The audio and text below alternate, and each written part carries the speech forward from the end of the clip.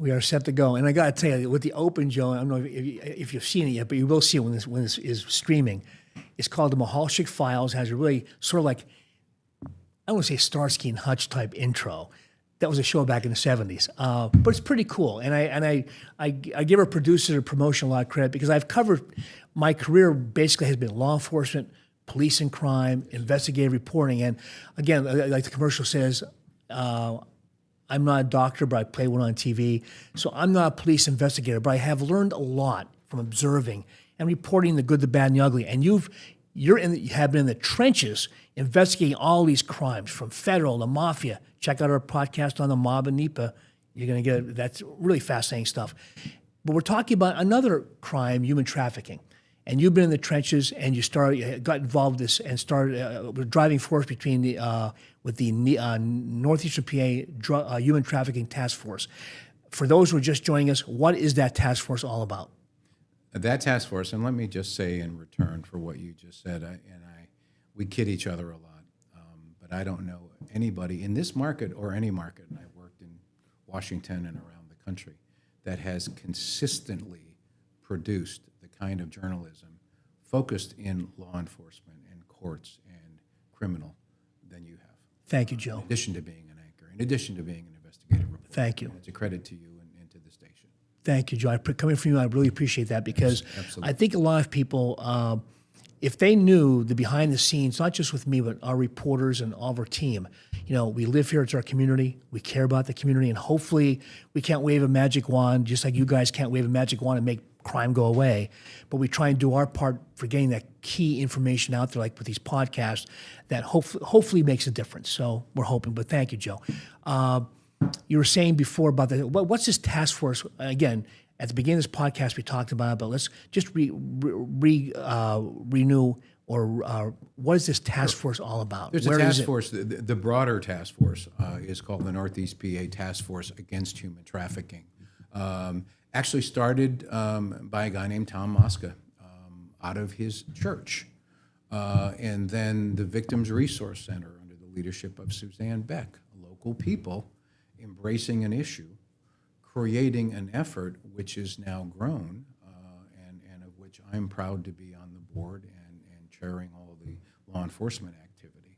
But that task force takes as its mission this awareness and this education, because as we've talked about as a common thread through our last hour almost here, the more we can talk to our kids in school to alert them to things like grooming, here's what it looks like, here's what it feels like, then they might not fall victim, or at least so easily.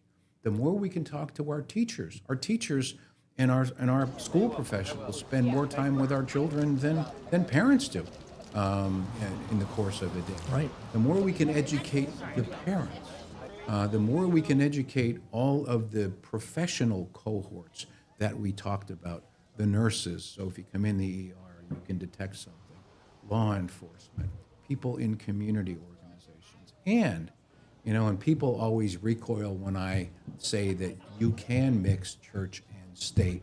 And I get those that'll bang the table and say, by God, Peters, you can't mix church and state. Read the Constitution. No, you read the Constitution. The state can't sponsor a religion, but that's it. I will every day. And I did this in 2 White Houses of 2 different political parties, Clinton and Bush. Couldn't be any more different. It couldn't be more different. But each, political spectrum. we had an office of faith-based and community relations, because there are people who will never talk to a DA just because of their perception of what I am and what I want to do to them, which is totally untrue. They will come to a church. So that church can be that neutral platform that we can use for this awareness and for this education.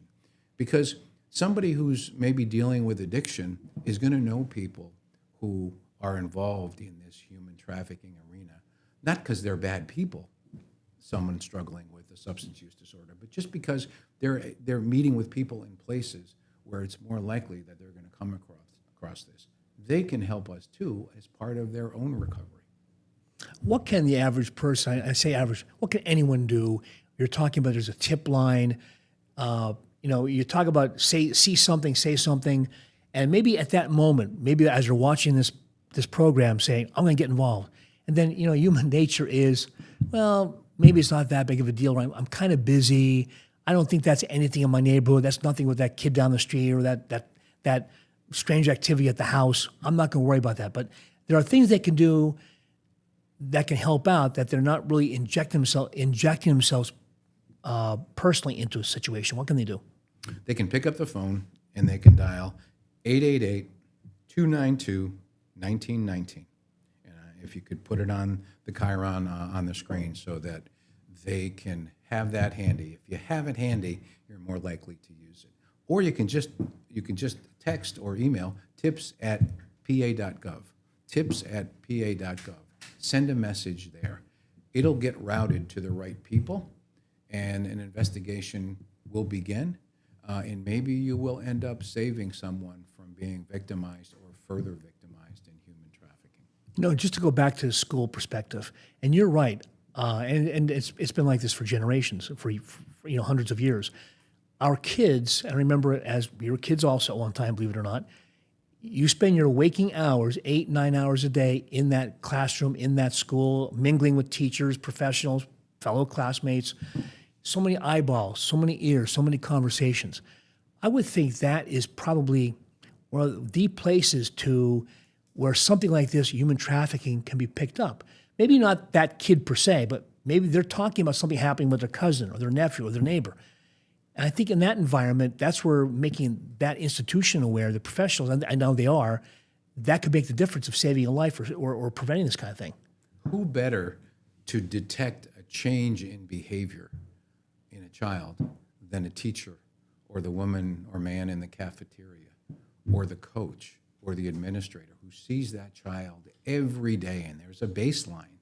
And the minute that baseline changes and that activity changes, no matter how overt or no matter how subtle, being withdrawn, as we mentioned, or remarks, or a change in attitude, good or bad, who better to see that than that person? And schools, I think, are so valuable in terms of being partners with us in this fight against human trafficking. Okay, we're going to wrap it up now, but Joe Peters, Wyoming County District Attorney, some closing thoughts, one last message you want to get out there. We'll be doing more of these programs for sure, and news stories as well. You can check them out on 2822news.com, our ongoing reporting on human trafficking, all kind of crimes, but especially human trafficking. What's the final word you want to get out there to the public or to the traffickers about efforts from the law enforcement perspective? Be Clint Eastwood here now. Make my day. Come out there, and we're gonna find you. We're gonna find you. I have seen a lot of horrific crimes in my career. I've seen the drug crisis evolve, from marijuana to cocaine to crack cocaine to methamphetamine to the opioid crisis. And then when you thought it couldn't get worse, here comes fentanyl, which is killing, again, whom? Young kids, right, primarily. It's the same thing here, just when you think it can't get any worse. I've never seen a crime that's more heinous, not only because it just destroys and crushes the physical life and the emotional life of a young girl, but all of the other crimes that it brings together. And it happens in the shadows, and it happens in plain sight. So if we can all work together, because we can all do something here. You don't have to go to Mexico, to the jungles, to stop drug traffickers from making drugs. You can just be more alert wherever you are, whoever you are, on either side of the paradigm, whether it's noticing a change in that young child or noticing a strange person or strange activity of otherwise known to you persons, right, involving things happening at the neighbor's house or down the street or at the gas station or in a truck stop.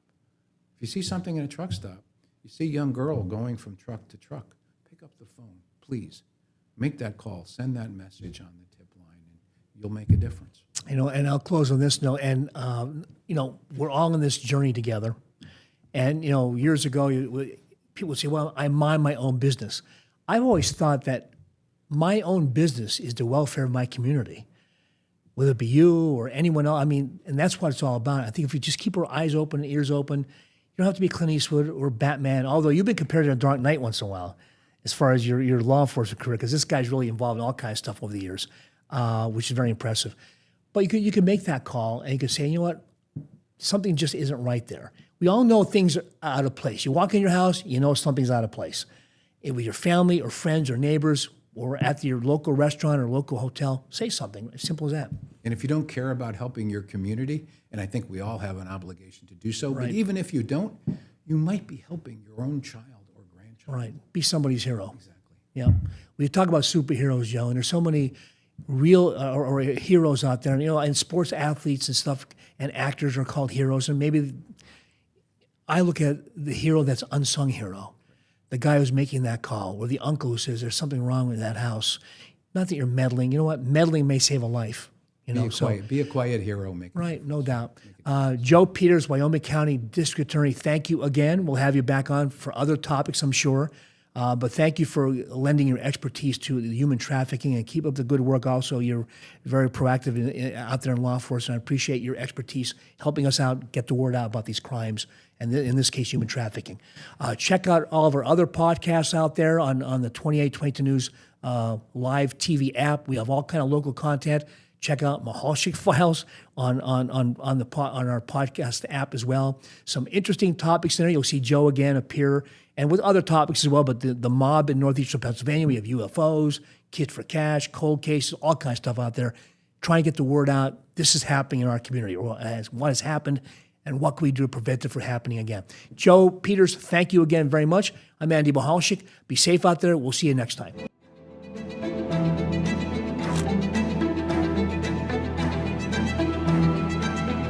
Want to see your photos and videos of the weather on our newscasts? Report it. Beautiful sunrise? Report it. Tree down on your road? Report it. You can see your photos and videos on 2822 News, and we'll give you a shout out. Uploading is easy. Look for Report It under the News tab on pahomepage.com or from our family of apps. And we'll see you on TV. Report it to 2822 Weather. When the sun goes down, you need that home field advantage. When officials see my name on a caller ID, they answer. Yeah, Chief, can you update the situation? Watch the team with the home field advantage. Only on WBRE and WYOU. We start tonight with some breaking news. It's weather designed for the future. Accurate and dependable. Sunrise to sunset, you get what you need to plan your day with confidence. Future Alert Weather, only on 2822.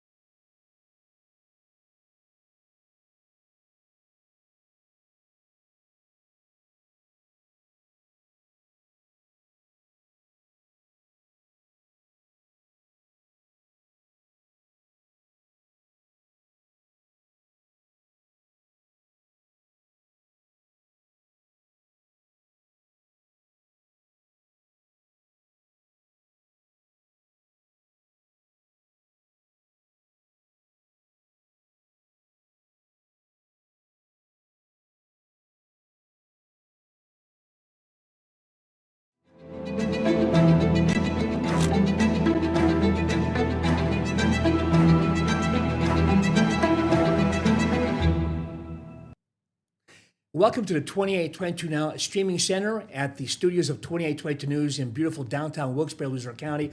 My name is Andy Mehalshick, lead investigator here at 2822 News. Today we're talking about a subject that really has gained a lot of attention, including national attention, a story here in Luzerne County, the theft, grave robbery of 2 bodies from the Good Shepherd Mausoleum and Cemetery in Luzerne County in Plains Township. Now, that happened about 2 weeks ago at the mausoleum that had been falling apart over the last 20 years for sure. The I-Team has well documented the problems at Good Shepherd. You can check them out on our website, 2822news.com. But today we're going to talk about why would somebody, again, it's all speculation, the investigation is ongoing, this is not information from the investigators, but we're going to talk to Dr. Mary Pascucci, who is a pathologist, an anatomical and clinical pathologist, and we met years ago. Dr. Pascucci has done autopsies, all kind of investigation into death in cases in Luzerne County and well beyond Luzerne County. So we're going to get her take on what's happening at Good Shepherd, and maybe we're going to look at some possibilities. Why would someone steal bones or remains of humans? Dr. Pascucci, thank you for being here today. Thanks for having me. And I said, I tell people, not a day goes by, as of this recording, the investigation is ongoing, and we'll have some background stories coming up. But it's really, first of all, let me get your take on it. If we could run some video, Joey, of Good Shepherd. Joey Nardone, our producer and director, Paul Davis, my photographer, is also here. What was first of all, give me your background. Give me your professional background. Let people know who you are and how you end up being a pathologist. Sure. Well, I am a physician, and my specialty is anatomic and clinical pathology. And the difference is, as I explain, is anatomic is the portion of pathology that deals with tissues, bodies, parts. That's reading biopsies, things like cytology. The portion also that deals with autopsies, that's a subspecialty, more forensics, which I have also training in.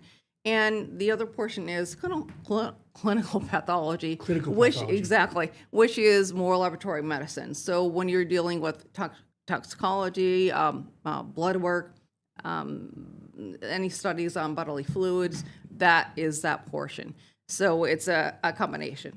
And then you were saying before, I think we've done stories over the years in all kind of cases, many of them unsolved cases, because people are fascinated, as am I, with how these cases are solved in that morgue, in that lab, or by labs. And we'll talk about that momentarily, but you also have specialized training or training in forensic pathology. People see these TV shows, forensic unit, that kind of thing, and are fascinated by it.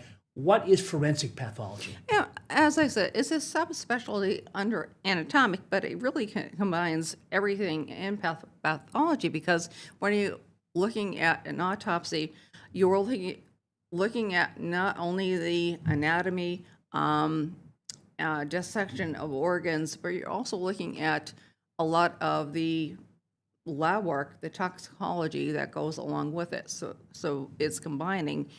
And it's, again, you're looking at really cause of death, which after investigation with other specialties, would be law enforcement, whatever, you can put the story together to come to a manner of death for why someone passed and how they passed.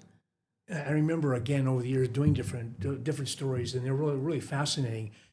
There's a phrase that the person who died was murdered. They can tell you how they died. Absolutely. While it may not be obvious, they can tell you how they died. Absolutely. You've seen death in every shape or form. So, and it's a creepy subject for sure. Well, it's. But we all deal with it at one time or another. Death is a part of life, and we all deal with it. And as you just touched upon, there was years ago there was a book out. It was something along the line of "Dead Men Do Tell Tales," right? And they do. You just have to learn how to read it, and that's what forensics does. We are reading. The body tells a story. You just have to know how to interpret what it's saying. It's really fascinating. And again, just some more background on you. I know you've done work in numerous counties in Pennsylvania and beyond, and also you've testified as an expert in different cases. Absolutely, Just yeah. expand on that a little bit. Your background as far as helping put investigations together. It's, and I've testified in both criminal and civil cases, but as I said, it's just putting, if someone is to blame for that death, it's putting out there, explaining to a jury why that person came to be that situation. So it's putting a story together to explain to a jury and put it in their hands for what happens. We've seen so many cases. Recently, we did a story, a podcast on the death of Bobby Curley from Wilkes-Barre on thallium poisoning. Oh, I remember and that. in the beginning, and that podcast also is part of the Mehalshick files. You can check it out. Go to 2822 Now app. You'll see that story on the Bob Curley death in 1991 from Luzerne County. Really fascinating, but it ties in with this, what we're talking about, forensic pathology, clinical pathology, putting the piece together. And in the beginning, the doctors, they weren't looking for thallium poisoning. Everyone thinks there's like a magic wand in a hospital. You take a blood test, you can figure everything out. Exactly. But so you have to be sometimes looking for a specific item, correct? Exactly. It's as you don't take a blood test and find a poison unless you're looking for it. That's how the lab is set up. So you have many of them. You have to have a suspicion to test. And the same thing for drug testing. When you're doing drug testing, there are different panels to look for. Otherwise, it gets missed. Okay, so let me, can we run the VO of Good Shepherd here, Joey? I know we're on a little bit of a detour there, but Good Shepherd, 2 bodies were stolen again between November 1st and November 6th. What did you think when you heard about it? I mean, your initial impression. I know when I called you about doing this podcast, there was a long pause on the other end because I know you had an opinion or at least speculation, but what do you think about the whole situation? What was your reaction when you heard that? Honestly, it was a bit surprising, but then also not surprising, because as we get into it, when I explain why and not surprising, it's unfortunate. It happened because of the condition of. It made it easier. Exactly, sure. It made it easy to get in, get out, and take what they wanted. Right. But not surprising that it happened for let's say the market today. Not a surprise. And we're going to talk about that momentarily. I really want to get your take on it because you're a physician. You've dealt with life and death and everything in between. And people, I think when they're laid to rest or buried, or especially put in a mausoleum, they like to think that's the end of the story. So let me, Joe, let's run the story from, let's see, the first package, 11/17/25, the first package, 11/20/17. We just talked to a family whose grandmother was stolen. It was this past week. Roll it, Joe. It was a shock. I didn't have words to say to him. I thought it was a joke. And it was sickening after I processed it. Vince Cappellini talks about his reaction after receiving a call from the Luzerne County coroner about 2 weeks ago, telling him that the body of his grandmother, Mary Cappellini Pega, was one of 2 bodies that were stolen from the Good Shepherd Mausoleum in Plains Township. She was laid to rest there in 1979 after leading a full life of more than 80 years. The troubled mausoleum is crumbling. Problems here have been reported on and documented by the I-Team. Now, the owners walked away from the cemetery and the mausoleum years ago, leaving families in limbo. Well, once I talked to the coroner, my first response is, what's next? He indicated they were going to perhaps do some kind of DNA, and they were going to follow up on some leads. I then contacted the rest of my family members and explained to them what occurred. And they were just horrified, baffled, and shocked. He just wants to know why this was done. All I can say is whatever motivated this person or these persons to do this horrific act, I feel for them and pray for them, and I hope that they get help and find peace. For now, Cappellini says he tries to focus on the good, loving memories of his grandmother he called Nona. Loving person, kind, great cook. Ravioli, couldn't touch it. The best on Sunday meals. My sister, my cousins, we would all gather, my dad, my uncle. It was just the place to be on Sunday. And that's why this is just so disheartening. And every day, it's the first thing I think of when I get up. And you know, Vince Cappellini was a well-known local trial attorney, and the Cappellini family is a well-known family in northeastern Pennsylvania. So as the name started coming out, you know, you start to think about these kind of things. No one could be ruled out of being involved in something horrible like this. You know, you heard his comment. I couldn't believe it. Are you kidding me? It's shock. Yeah, exactly. So the bond, and again, as far as Good Shepherd goes, it's been falling apart for 20 years. We start covering it, Dr. Pascucci, back in 2006, the I-Team. And back then the complaints were high grass, not being done, you know, where's the candles that were supposed to be put on there, you know, just unkept. From 2006, over the years, progressively got worse. And again, you can see all of our stories. Basically, the owners said they bought it. Well, they bought it at tax sale in 2005. Didn't know it was a cemetery, and they pretty much, and he told us on camera, "We're not here to run a cemetery," and they walked away. We've been trying to get in touch with them so far without success, but they walked away from it, leaving hundreds of families in the lurch, especially several dozen in that mausoleum. So, as we said before, that mausoleum is falling apart, crumbling apart. It's in the middle of nowhere. Do you think it was? So you're not surprised that the bones were taken, the remains were taken. Just very briefly, and we'll expound on it when we come back after break. Why aren't you surprised? Because the market for human remains right now is substantial. It's large. So it's money for somebody. And when you say a market, and I know Vince is, and he said to me, we're a family of faith, we're praying for them to get help. So these folks may not need help per se. They may be doing it for some kind of financial reward, correct? Absolutely. That's exactly what this is. You know, when a lot of times when people say, you know, bones are missing, bodies are gone, everyone wants to think, oh, you've got some cult, some religion, and they're using these for their rituals. And I don't discount that. You know, I know that is there.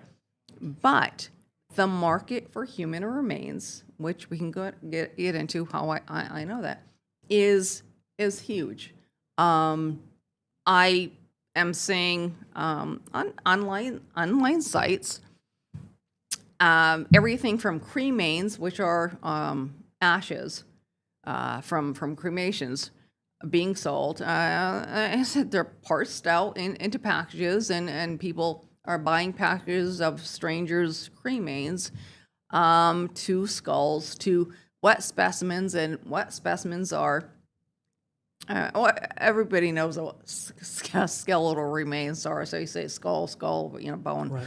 But a wet specimen is a specimen where tissue is still present. Exactly. Even if it's 50 years old. Exactly.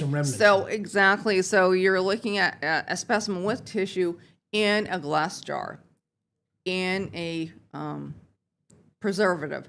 So it's preserved looking in a jar. We're going to talk more about that because a lot of people, we touched upon this last week in one of our stories. We were talking to several of our district attorney contacts, and they said that they were talking about the dark web, and that there are people or groups out there who use this kind of these human remains as a trophy. We're going to take a quick break. Joe Nardone gave me the nod. We'll be back on the Mehalshick Files with Dr. Mary Pascucci talking about the Good Shepherd theft of 2 bodies there, but even the larger picture as a pathologist and physician, you know, what are body parts normally used for and why there's an interest in it, a big interest worldwide. We'll be back after this short break.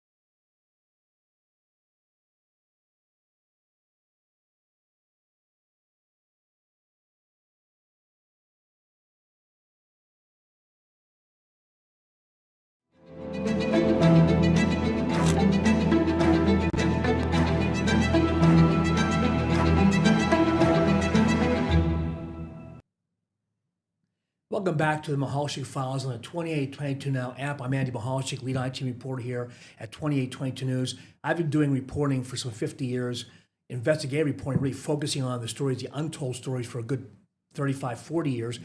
And over the years, we've heard about mausoleums being broken into, graves dug up, human remains being taken, and there was always usually an explanation. There was a gentleman, I won't say gentleman, there was a guy, maybe about 25, 30 years ago, who broke into a mausoleum in Wilkes-Barre and stole the remains or just bones from a mother and a daughter who died, I believe, from malaria back in 1900. And he just had a fetish for human remains. He wasn't a devil worshiper or satanic cult, it turned out, and he served prison time. He just had a fetish for human remains. My guest today is Dr. Mary Pascucci. She's an anatomic, clinical pathologist, and you have a specialty in forensics pathology. And the reason I say forensics is there's all these TV shows out there, the forensic unit.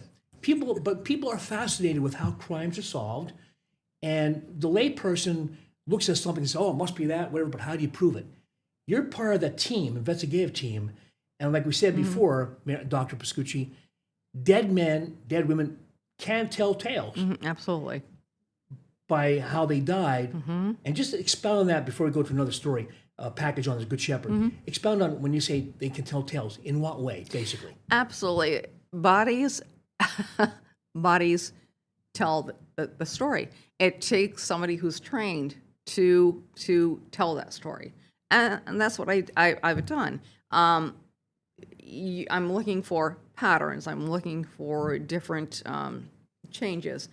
That tells me how they died, why they died, what happened before or after death, but bringing that story forward. And I said, dead men, women tell tales, and they don't lie. As just bringing what you see forward to explain. And you said it's being part of the team, is being part of the whole investigative team, be law enforcement, what I've done, the whole coroner system. It's everybody putting what their individual portions together explains the package, the pieces of the puzzle, the whole thing. And we talked before, and you can see it on the Mehalshick Files podcast, the Bob Curley thallium poisoning. His wife pled guilty, Joanne Curley. She served, I think, 20 years in prison. She spiked his iced tea with thallium. In the beginning, he was very sick, flu-like symptoms. Check it out, that podcast. It's really fascinating. We talked to Bob Curley's sister and District Attorney Peter Polishevsky, who was really also a bulldog district attorney investigating it. But for a while, it was in a quagmire until they said, we have to get a forensic team to look at this. Right. Your basic autopsy didn't find it. So check that one out. So we're going back to Good Shepherd, mausoleum in Plains Township, where two bodies were stolen between November 1st, November 6th. It's well documented by the I-Team. You can check it out on 2822 News. And since then, police are investigating it. And we'll talk about how hard it would be to track somebody down who stole bodies. But today we're really talking to Dr. Pascucci about why they would steal. What's the interest? And we'll talk about that. But first, let's run Joe Nardone, my story from a couple of days ago about, we really were talking about the market for human remains. Let's run that piece and we'll talk about it.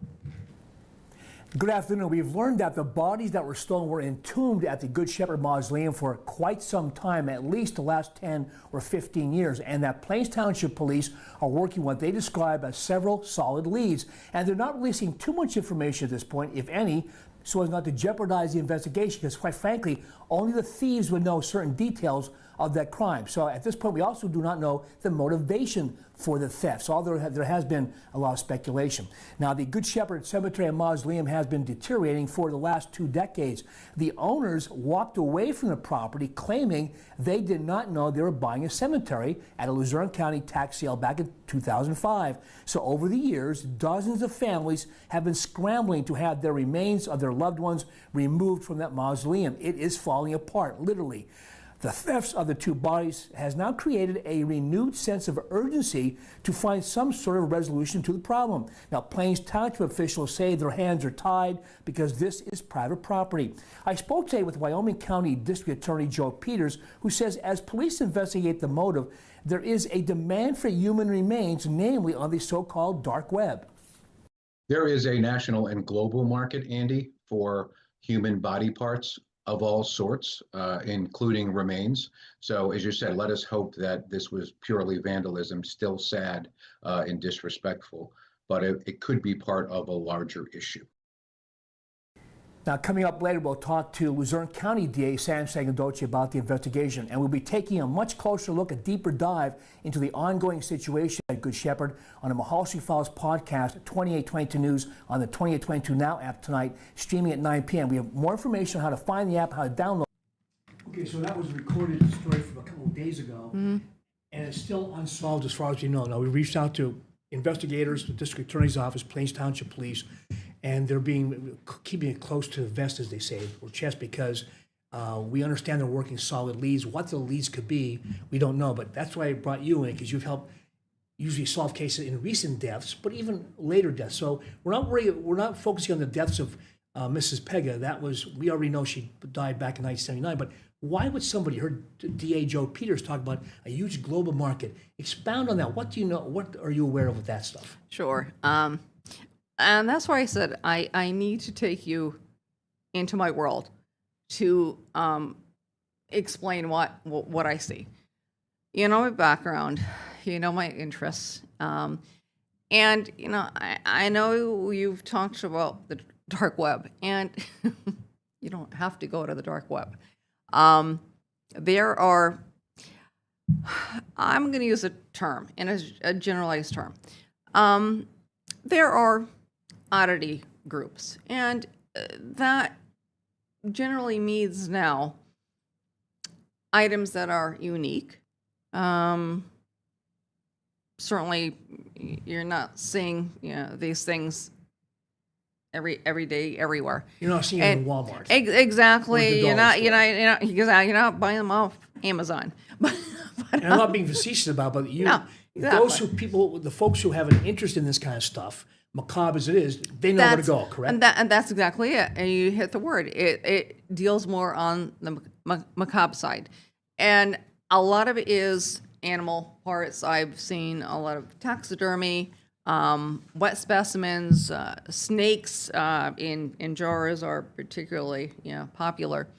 But it also, these groups, and I admit I am part of the oddity groups online, various sites that I'm not in the dark web. However, in my groups, human remains are, bought, sold, traded. These are the groups online. People are showing their items, buying, selling, instead trading, in search of, I see a lot of ISOs. And skulls are particularly popular. So since we spoke earlier, I just did a quick review of my groups, and there was an ISO, human skulls. We see ISO. What does that mean? In search of. Somebody put it in search of human skulls, and it was very specific. Condition wasn't important. No questions asked. So they don't care where these are sourced. They're willing to buy. As I said, a lot of bones are there. The cremings are, as I said, sold by the package. These are the sites.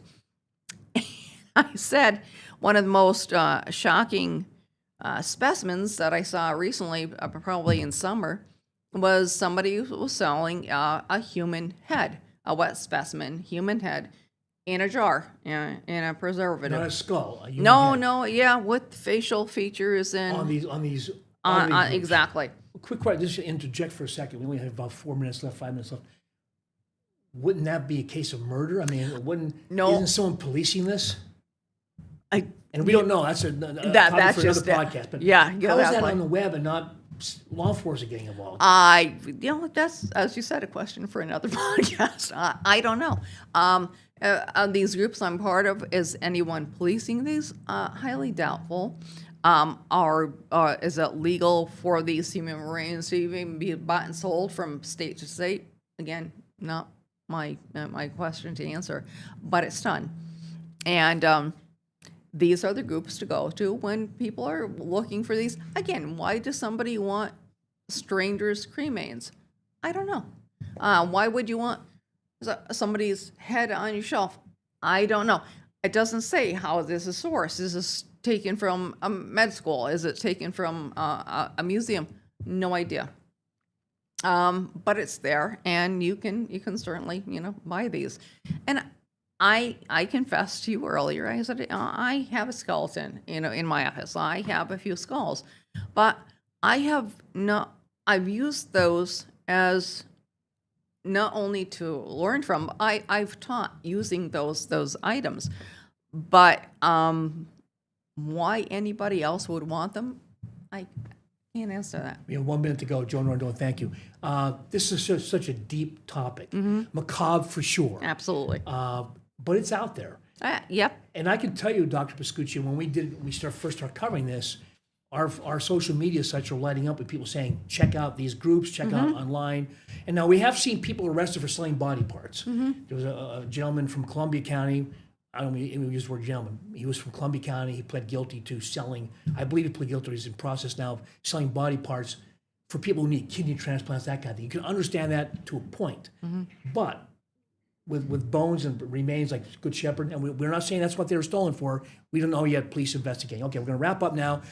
Check out our podcast on the 2822 Now app, and we have more information on our website, 2822news.com. Dr. Meredith Pascucci, thank you very much. We'll have more in the days ahead for sure. I'm Andy Mehalshick. Mehalshick Files edition ends for now. We'll see you soon, and most importantly, stay safe out there.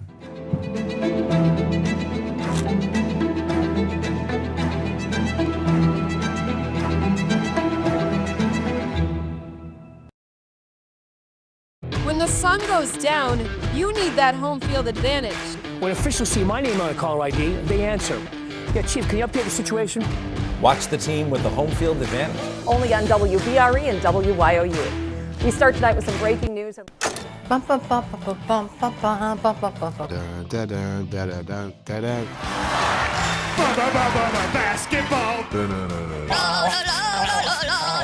Bump, bump.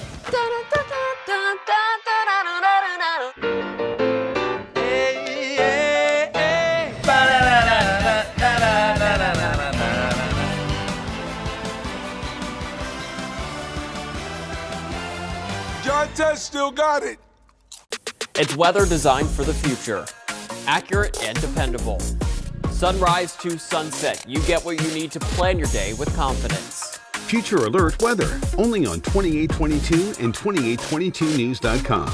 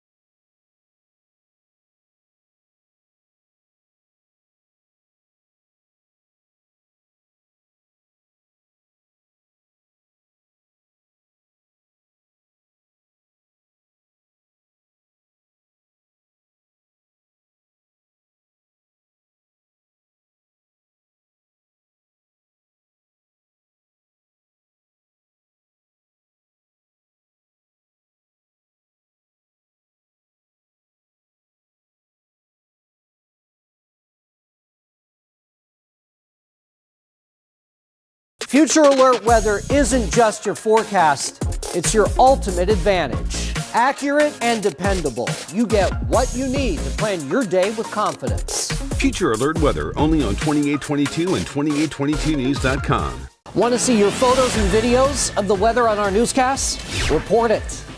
Beautiful sunrise? Report it. Tree down on your road? Report it. You can see your photos and videos on 2822 News, and we'll give you a shout out. Uploading is easy. Look for Report It under the News tab on pahomepage.com or from our family of apps. And we'll see you on TV. Report it to 2822 Weather.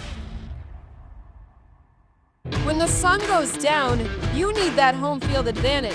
When officials see my name on a caller ID, they